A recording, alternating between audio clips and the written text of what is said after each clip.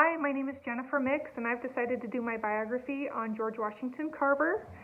He is known as the Peanut Man. I'm actually really impressed with him. He was born in, they don't know if it was January or June of 1864, but he was born about a year before slavery was abolished.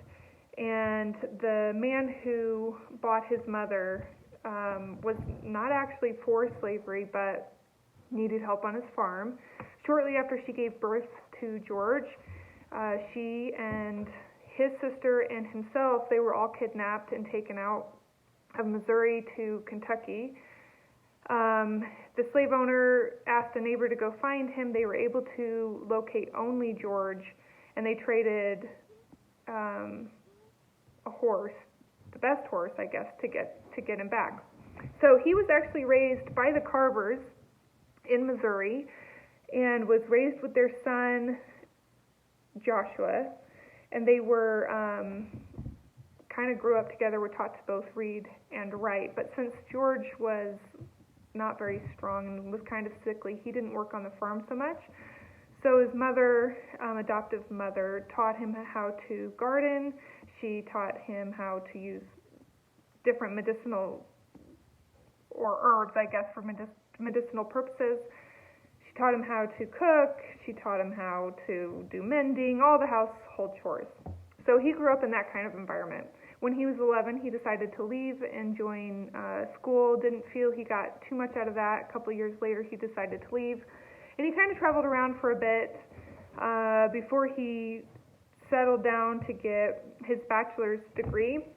He worked really hard at getting his bachelor's degree. That happened at Iowa State.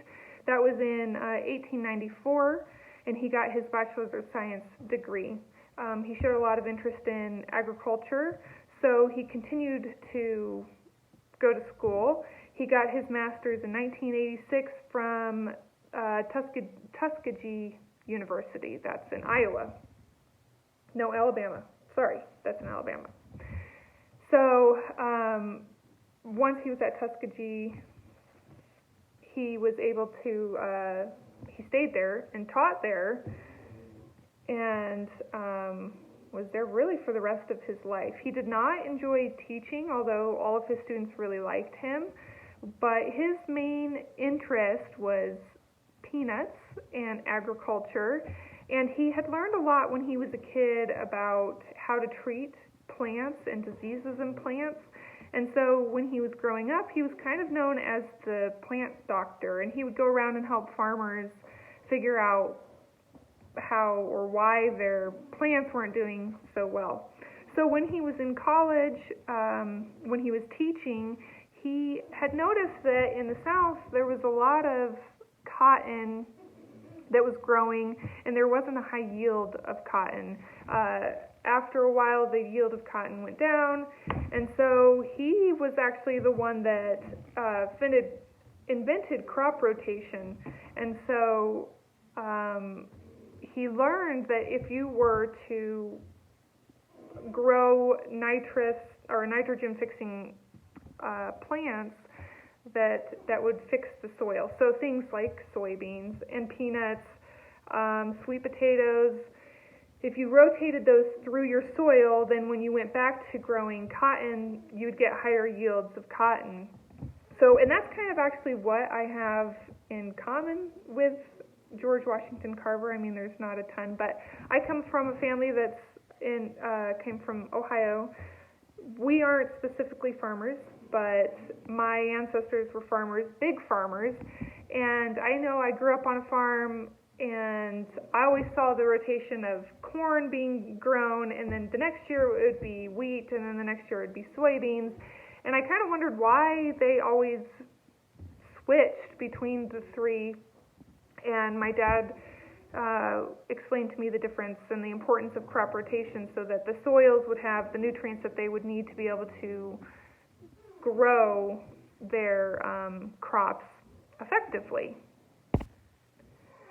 So I kind of like that about him. I also like that he's the peanut guy. I like peanuts. I think a lot of people like peanuts. A lot of people think that he actually invented peanut butter, but he did not. However, he did develop over 300 food, industrial, and commercial products with peanuts. Some of those include milk, Worcestershire sauce, cooking oils, paper, wood stains, cosmetics. I mean, the list is pretty long. He did dabble for a while in trying to come up with medicinal purposes for peanuts, although I don't believe that any of those were really beneficial. He just tried a lot of different ones. He invented the Jessup wagon. That was a mobile classroom. That was kind of, I think, his favorite from what I've read. That seemed to be his favorite invention, what he was most proud of. And it was a mobile classroom and lab, so he could take it to the farmers and kind of teach them the chemistry of soil and teach farmers the importance of crop rotation and what was expected. Sorry about my dog. And what was expected from doing different crop rotations. So he had done a great job with that. He really liked helping people. That was one of his biggest things in his life. So again, it wasn't teaching, even though he was a teacher. It was the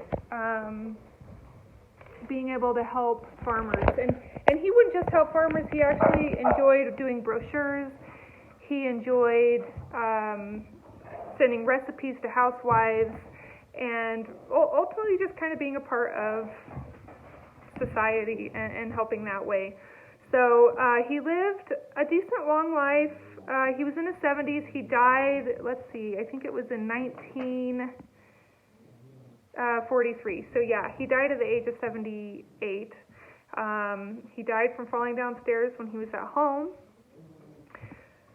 And he actually has a monument in Missouri in his liking, which Franklin D. Roosevelt actually was the one that approved that, and previously it had only been approved for presidents.